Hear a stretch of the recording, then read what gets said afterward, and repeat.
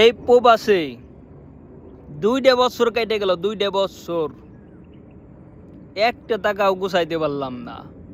মানুষ মনে করে কি বিদেশে থাকলেই মনে হয় টাকা আর টাকা। আর এই যে 4-5 দেখা যাইতেছে, মনে করে এই 4 পাশে যত গাছ আছে এই গাছগুলো সব টাকার গাছ। আমি কইতেছি 2টা বছর কেটে গেল, একটা টাকাও ভালো মতো গুছাইতে পারলাম না আমি।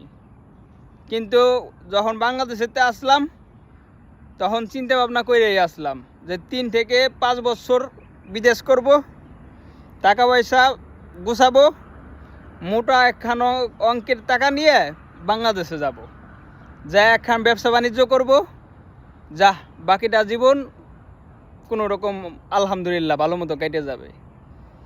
কিন্তু 2টা বছর কেটে গেল, আফসোস, দুঃখে বুকটা ফাইটে যায়। মুখটা দেখে মনে হইতেছে খুব হাসি। এই হাসি আনন্দের নয়, এটা চরম দুঃখের হাসি। আপনি বুঝবেন কেমনি?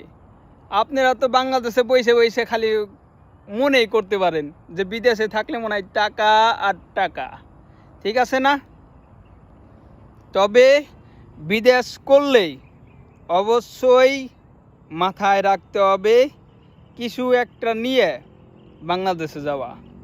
বিদেশে সারা জীবন কেউ বিদেশ করে না, বুঝেন নাই? আর একজনের জ্ঞান দেই, অথচ আমার জ্ঞান নাই ইনশাল্লাহ। তবে চিন্তা ভাবনা আছে, দেখি বাকিটা হলো নসিব, বাকিটা।